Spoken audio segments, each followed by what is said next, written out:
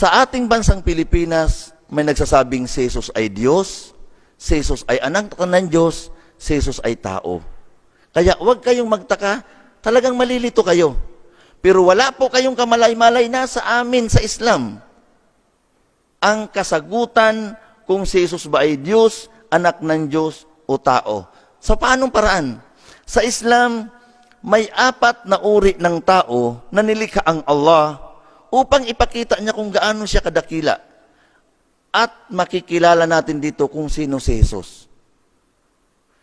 Itong 4 na nilikha ng Allah na tao sa iba't ibang paraan, unang-una dito makikita natin si Adan. Si Adan ang unang taong nilikha ng Allah, wala siyang nanay, walang tatay. Ang component na ginawa sa kanya ay lupa, ginawang putik, hinulma ng Allah, at kanyang binigyan ng buhay. Walang nanay, walang tatay. Si Adan, tandaan natin yan. Sino ang pangalawa? Si Eva. Mula sa tadyang ni Adan, wala siyang nanay. Ito walang nanay, tatay. Si Eva galing sa lalaki, walang nanay. Sino ang pangatlo? Nagsiping na si Adan at si Eva. Mula sa egg cell ni Eva at sperm cell ni Adan, lumabas ang kan ni Adan. Kail, Abil, tayo. Tayo na ay may nanay at tatay. Adan, walang nanay, walang tatay. Ang kabaliktaran tayo, may nanay, may tatay. Adan, walang nanay, walang tatay. Si Eva galing sa lalaki, walang nanay, nilikha ng Allah ang pang-4. Sino? Ito si Jesus. Naglikha ang Allah ng isang espiritu, linagay sa sinapupunan ng isang babaeng birhen, isinilang ni Birhen Maria si Jesus na may nanay, walang tatay, kabaliktaran ni Eva na galing sa lalaki, walang nanay. So ito po ang 4. Kung mapapansin po natin, huli pa na nilikha si Jesus. Kung titingnan natin ang 4 na pagkalikha na ito, mas espesyal ang pagkalikha kay Adan at kay Eva. Bakit? Hindi dumaan sa sinapupunan, hindi dumaan sa pagkabata, malaki na sila. Samantalang tayo at si Jesus, napakaliit ng pagkakaiba. Tayong lahat, pinaglihi tayo ng ating nanay. Sino naglihi kay Jesus? Ang nanay niya si Virgin Mary. Ako 9 na buwan sa sinapupunan ng aking nanay. 9 na buwan din si Jesus sa sinapupunan ni Virgin Mary. Pagsilang sa akin ng aking nanay, normal, hindi cesarean. Saan ako dumaan? Paglabas ko, pagsilang ng aking nanay, sa puwerta ng aking nanay. Si Jesus nung isilang ni Virgin Mary, normal, hindi cesarean, kaya siya'y dumaan sa puwerta ni Virgin Mary. Paglabas ko sa sinapupunan ng aking nanay, ako'y umiiyak, ako'y dumididi, ako'y natutulog. Paglabas ni Jesus sa sinapupunan ng kanyang nanay, umiiyak, dumididi, natutulog. Ano ang pagkaiba sa atin? Maliit lang. Tayo'y may nanay, may tatay. Si Jesus may nanay, walang tatay. At sa atin mga tagapakinig na hindi pa mga Muslim, wag natin bibigyan ng tatay si Jesus dahil masisira ang tatak ni Maria na siya'y birhen. Birhen. Kaya nga siya birhen dahil walang lalaking nakagalaw sa kanya. Ngayon, ano ngayon ang kalagayan ni Jesus Christ? Sa Islam, siya'y anak ni Maria, propeta ng Allah. Maliwanag na maliwanag kapag nangangaral si Jesus Christ nung kanyang kapanahunan, binanggit ng Allah sa banal na Quran, laging sabi ng Allah na binanggit ni Jesus kapag nangangaral siya, wa innallaha rabbi wa rabbukum fa'budu hada siratum mustaqim.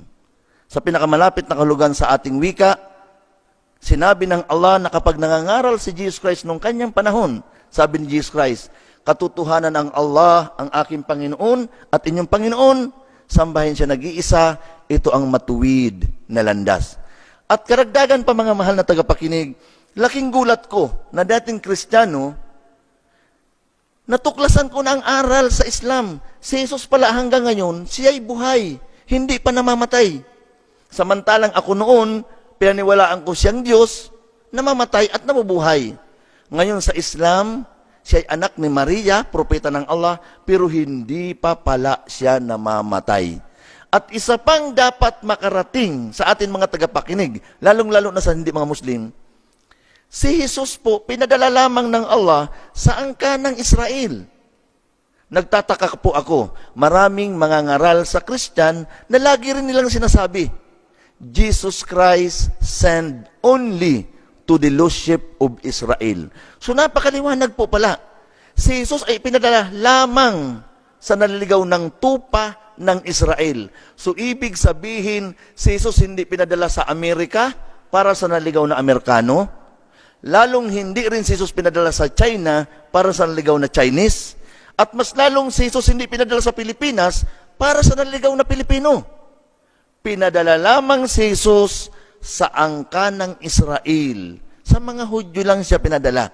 Kaya hindi alam ni Jesus ang Pilipinas. Hindi niya alam ang Cavite. Hindi niya alam ang Quezon City. Sa mga Hudyo po siya pinadala. At alam po ba natin na nung dumating si Jesus Christ sa angkan ng Israel sa mga Hudyo, dalawa lang ang claim sa kanya. Sabi ni Jesus, ako'y sugo ng Allah. Anong sabi ng mga Hudyo? No, impostor ka.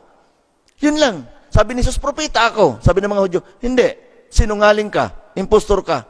Walang turo na siya Diyos. Walang turo na siya anak ng Diyos. Wala.